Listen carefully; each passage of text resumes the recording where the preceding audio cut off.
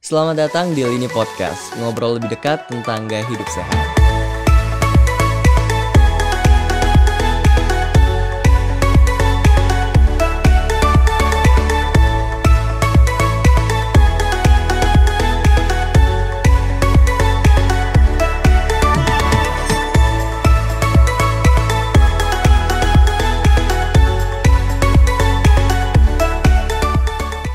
Halo Sobat Sehat, kembali lagi bareng saya nih Muhammad Ishraf. Senang sekali berjumpa dengan Sobat Sehat semua. Episode sebelumnya telah dibahas manfaat dahsyat ASI bagi masa depan bayi dan ibu. Kenyataan saat ini di Indonesia baru 37,3% bayi yang diberikan ASI eksklusif. Salah satu alasan ibu tidak memberikan ASI eksklusif karena merasa ASInya tidak cukup. Banyak faktor yang menyebabkan hal ini. Karena itu, pada episode kali ini kita akan bahas nih terkait faktor pelancar ASI. Apa saja itu? Mari kita ikuti. Telah hadir bersama kita narasumber yang tentunya tidak asing lagi, yaitu Profesor Dr. Hardin CMS, Guru Besar Ilmu Gizi FEMA IPB University, Ketua Umum Asosiasi Institusi Pendidikan Tinggi Gizi Indonesia, yang juga Ketua Umum Perhimpunan Pakar Gizi dan Pangan Pergizi Pangan Indonesia. Sehat ya Prof? Kabar sehat? Baik, Alhamdulillah. Kak Israf juga ya. Alhamdulillah sehat Prof. Ini Prof terkait topik ASI, sekarang terkait faktor pelancar ASI nih Prof. Ini faktor apa saja sih Prof yang perlu diperhatikan kepada calon ibu ataupun ibu menyusui agar ASI-nya ini bisa keluar dengan lancar Prof? Ya, bisa kita bagi dua lah secara garis besar ya. Ada faktor internal ibu, ada juga faktor eksternal dan interaksinya lah dari faktor internal, faktor dalam ibu dan faktor diri ibu dengan faktor dari luar ibu. Pertama, tentunya dari faktor ibu sini berkaitan dengan organ yang menghasilkan ASI itu sendiri ya, payudara. Jadi kesehatan ibu penting, kemudian perawatan payudara juga penting, dan itu tidak berarti nunggu setelah melahirkan. Justru ketika hamil, ketika 2-3 bulan lagi menjelang melahirkan, semakin concern perhatian ya, ibu cukup menggunakan pola Kementerian Kesehatan itu isi piringku ya untuk ibu hamilnya. Jadi supaya cukup gizinya, cukup minumnya, kemudian perawatan payudara. Jadi perawatan payudara jadi penting ya, terutama putingnya ya, supaya nanti nggak kentop itu juga jadi kentop itu ya. Ya pahamlah kira-kira gitu ya. Berarti faktor pertama selalu dirawat ya Prof? Iya. Oke. Perawatan diri dan perawatan payudara ya oleh sang ibu. Faktor lainnya apa Prof? Ya berikutnya tentunya apalagi kalau sudah melahirkan ya tidur yang cukup, minimalkan stres, pasti ya. Seorang ibu melahirkan apalagi kalau tadinya nggak direncanakan sesar harus sesar, atau tadinya direncanakan di rumah sakit dibantu oleh dokter yang sudah dijanjikan, taunya dokternya entah karena apa nggak bisa bantu karena pandemi, itu kan bisa membuat kegundahan dan kegelisahan dan stres ya. Nah ini barangkali peran dari suami, pasangan, peran dari keluarga untuk turut ya minimalkan stres. Jadi jangan semua dibebankan, bagaimana mengurus, mencari tempat melahirkan, mencari tenaga kesehatan, dokter untuk mendampingi atau bidan mendampingi. Ini tentunya jadi tugas bersama gitu, beban di dalam keluarga, jangan diserahkan sih. Apalagi tadi ada perubahan-perubahan mendadak ya. Jangan dokternya kena COVID berpulang itu udah dijanjikan padahal gitu kan. Ini kan kita nggak tahu ya dalam kondisi apalagi sekarang pandemik. Jadi intinya kan meminimalkan stres tadi, berpikir positif, perasaan positif, yakin bahwa Tuhan yang Maha Kuasa, Tuhan yang Maha Esa, kita kan punya Pancasila di Indonesia ya. Itu akan membantu dan menggerakkan orang-orang lain sekitar kita untuk membantu gitu ya. Kemudian cukup tidur. Berarti tidur yang cukup dan mengurangi stres ya Prof, meminimalisir stres. Ya, kemudian 7-8 jam penting ya buat ibu menyusui ya. Nah ini tentunya perlu diatur juga bersama pasangan ya. Jangan dibebani gitu ya tugas-tugas rumah tangga bagi ibu yang sudah baru melahirkan. Ini kan harusnya masa sang ibu menjadi ratu ya di rumah, dilayani oleh yang lain. Berarti yang kedua tadi tidur yang cukup, kemudian terkait stres nih Prof, bagaimana mengendalikannya perawatan Prof? diri dan payudara, kemudian yang kedua cukup tidur dan minimal stres. Kemudian yang ketiga apa Prof? Ya, yang ketiga ya segar mungkin diberikan ya. Oh iya. Oh. Itu diberikan ASI kepada bayi.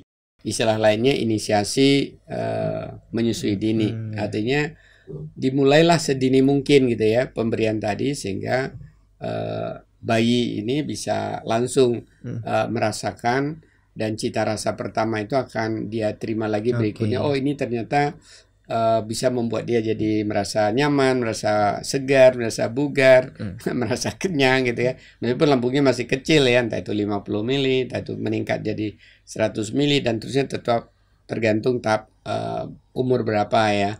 Si bayi minggu demi minggu makin lama organ pencernaannya makin bisa menerima, lambungnya makin besar, menerima lebih banyak lagi berarti. Sampai bisa 750 mili gitu ya, atau 3 gelas. Kemudian terkait faktor selanjutnya Prof, apakah makanan dan minum ini berpengaruh? Segera dan selalu gitu ya. Karena kalau nggak selalu diberikan, tidak terangsang untuk berproduksi lagi. Selalu diberikan ini gimana maksudnya Prof? Ada waktu-waktu tertentu kah atau bagaimana? Sesuai waktunya bagi bayi ya. Jadi bayi perlu ya diberikan. Tapi kalau misalnya bayinya ketiduran, kok ini sudah waktunya, sekiranya enggak, ya itu inisiatif ibu juga penting. Tapi prinsipnya bayi juga punya insting kan ya, untuk, kecuali ibunya jauh dari yang bersangkutan. Untuk faktor makanan minuman berpengaruh nggak Prof? Iya, pasti ya. Jadi berkaitan dengan tadi, selain merawat diri adalah bagaimana faktor eksternal kita gunakan untuk menjadi pemicu produksi ASI. Kita tahu air susu ibu ya itu 87%, 85-87% itu adalah air. Ya, jadi kalau dalam sehari harus dihasilkan katakan 700 mililiter ASI, 3 gelas tadi, itu 87%-nya ya. Jadi kalau 80 aja, 8 kali 7 itu sudah 560, hampir 600. 600 mililiter itu air kan. Dari mana ibu dapat? Berarti kan dari minuman ibu. Berarti kebutuhannya meningkat ya Prof? Ya, kebutuhan cairan. Dibanding ibu sebelum hamil. Jadi kalau sebelum hamil misalnya minum berapa? 6-8 gelas satu hari. Berarti ditambah sekitar 3 gelas itu kan 600. Atau 2,5 sampai 3 gelas tambahannya untuk bisa tadi memproduksi satu hari sampai 750 ml ASI. Itu dari sisi minuman ya. Nah, kita tahu bahwa segala macam zat gizi ya ada di dalam ASI. Artinya ibu juga perlu menambah sedikit ya dari kondisi sebelum hamil, atau paling enggak ya mirip lah dengan ketika hamil, tambahan makanan untuk menghasilkan zat-zat gizi di dalam ASI tadi. Jadi yang punya ibu tidak terlalu terkuras. Kecuali memang untuk kebutuhan tadi ya, ibu ingin langsing, tentunya asam lemaknya di asupan karbohidrat lemak dikurangi sehingga total energinya terkurangi, karena supaya cadangan digunakan. Kalau enggak nanti cadangan enggak digunakan, ibu setelah 6 bulan tetap aja gemuk gitu ya, nanti nyesel lagi. Tidak perlu disesali sih, tapi perlu dikonsultasi aja untuk gimana baiknya gitu ya, supaya sambil memberikan ASI, sambil penurunan berat badan secara normal juga bisa tercapai. Nah, di samping itu ada lagi ya makanan-makanan yang disebut khas bisa memicu. Makanan apa tuh Prof yang bisa memicu ASI lancar? Sebenarnya secara umum yang disebut dengan laktogenik ya. Laktogenik ini lakto itu kan susu ya.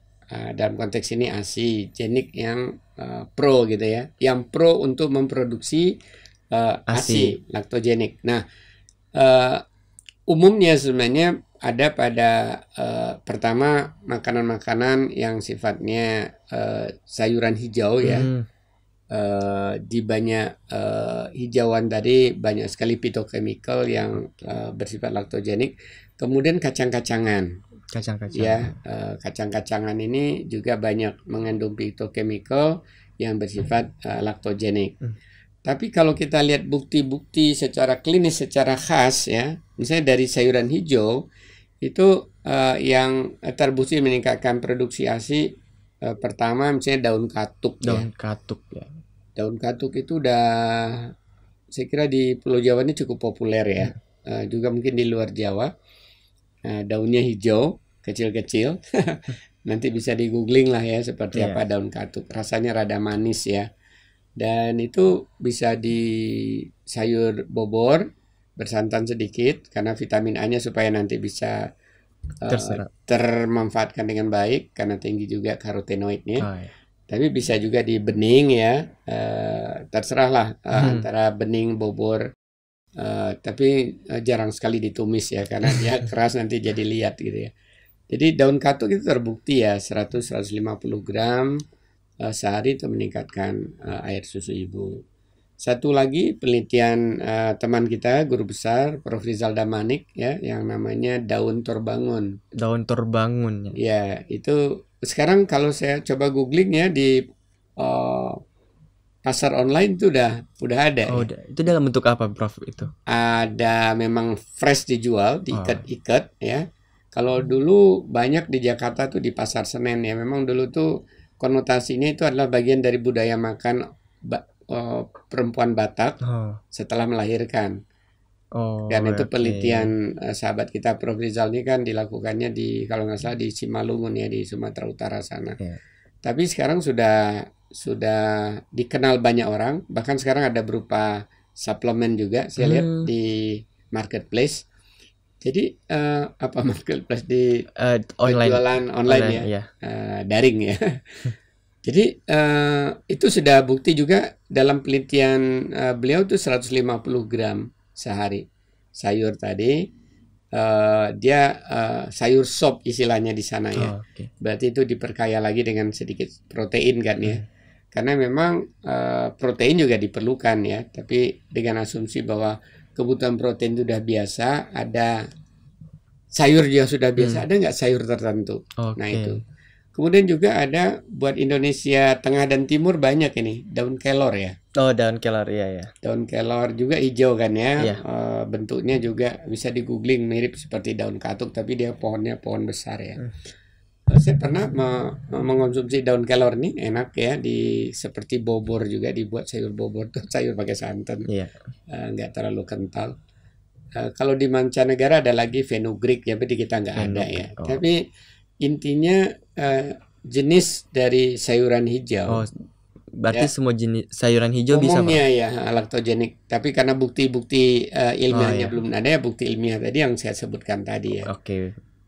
Kemudian juga ada dugaan juga daun pepaya, tapi mungkin khawatirnya ada efek rasa pahit nanti ya ke ASI ya. Jadi pepaya itu sendiri, kalau kacang-kacangan kacang hijau ya. Kacang hijau. Belum ada bukti tempe, tapi sebenarnya dari logikanya tempe juga turut berperan ya, tapi karena buktinya belum ada ya saya nggak bisa utarakan pada kesempatan ini. Tapi itu jenis-jenis yang bisa mendongkrak, memicu volume ASI, tapi tetap syaratnya tadi diawali perawatan payudara. Tidur juga harus cukup, less stress, supaya semua ini berperan dengan baik ya. Biar lebih optimal ya Prof. Betul. Zat gizi dengan prinsip isi piringku buat ibu menyusui juga penting. Di luar itu ingin bisa lebih banyak lagi, makanya tadi ada daun katuk, pilihannya ada daun torbangun atau sayuran hijau dan kacang-kacang. Baik. Kemudian faktor lainnya ada nggak Prof? Dari yang sudah disebutkan tadi. Ada. Sebenarnya itu terkait dengan butir 1 dan 2 ya. Misalnya exercise. Ada jenis exercise yang itu menyebabkan kita jadi less stress ya. Tapi bukan less stress secara psikososial ya. Stres itu kan bisa karena fisik, bisa karena psikososial. Jadi less stress jadinya bisa mengendalikan stres psikososial. Misalnya yoga ya. Jalan pagi, berenang ya. Tapi tidak membuat fisik ibu stres, lelah ya. Karena kalau ibu fisiknya lelah, itu nanti juga akan mempengaruhi produksi ASI-nya. Tapi itu jenis-jenis olahraga ringan yang menyenangkan. Intinya membuat ibu bahagia ya, Prof, iya, mengurangi jadi stres. less stress. Iya. Di samping juga ada peregangan ringan ya, untuk peregangan bagian, nunjuk sini lagi ya, bagian dada, payudara, elastisasi puting dan sebagainya itu ya. Jadi olahraga ringan pertama tidak mencucurkan keringat. Ya, ringan pasti nggak cucurin keringat, karena kalau mencucurkan keringat itu berarti kalau ibu nggak sadar akhirnya produksi ASI berkurang karena lupa minum setelah olahraga. Kemudian juga sebaiknya olahraganya nggak lama-lama ya. Kalau lama juga berarti ninggalin baju lama gitu ya. Terus tidak harus bersih setelah olahraga. Jangan sampai habis olahraga keringat karena itu bau ya. Jadi nanti aroma sekitar puting kok bayi jadi kaget, kok biasanya nggak aroma seperti ini, kok ada aroma keringat ya. Kemudian ada keringat asin di ujung puting misalnya, dan itu nggak baik. Jadi tetap jaga kebersihan. Ya, meskipun berolahraga tapi olahraga ringan, terutama kaitannya tadi bisa tidur lebih nyenyak, bisa stres terkurangi. Kalau tadi kelebihan berat badannya banyak, nggak mungkin hanya karena mengurangi melalui pemberian ASI cepat langsing, ya olahraga ringan tadi turut membuat defisit energi. Mungkin pesan terakhir nih Prof kepada sobat sehat di rumah dimanapun berada yang nonton, utamanya nih bagi para calon ibu ataupun bagi ibu yang menyusui nih terkait topik ini, bagaimana Prof? Ya, topik yang Kak Ishraf ajak Bapak diskusi tadi kan apa yang bisa memicu produksi ASI ya. Nah, kalau kita bicara untuk meningkatkan produksi ASI, lagi-lagi tentunya pada diri ibu menyusui itu penting, perawatan kebersihan diri termasuk perawatan payudara, kemudian bagaimana diri kita bisa less stress, terkendali. Ini tentunya penting peran pasangan, peran suami, peran orang-orang sekitar kita, termasuk peran mertua, peran anak gitu ya. Siapa tahu ini anak yang kesekian udah ada kakaknya, untuk sama-sama bisa memberikan ketenangan ya kepada ibu menyusui, ibu yang melahirkan, kemudian bisa tidur yang nyaman, dikurangi beban kerjanya. Kalau tadi biasanya ibu turut bantu ke dapur, bantu nyuci, ya tolong digantikan oleh peran suami atau peran anggota keluarga yang lain atau orang lain yang diajak untuk mengerjakan pekerjaan tadi, sehingga tidur bisa pules ya, 7 jam, 8 jam satu hari, karena seringkali malam terbangun ini ibu menyusui ya, 2-3 jam tidur terbangun 2-3 jam, sehingga harus dikompensasikan tidur yang cukup juga, dilanjutkan di siang hari ya, apakah jam 10-11 tidurnya atau jam 1, jam 3 tidurnya, sehingga bisa mengatasi kekurangan tidur.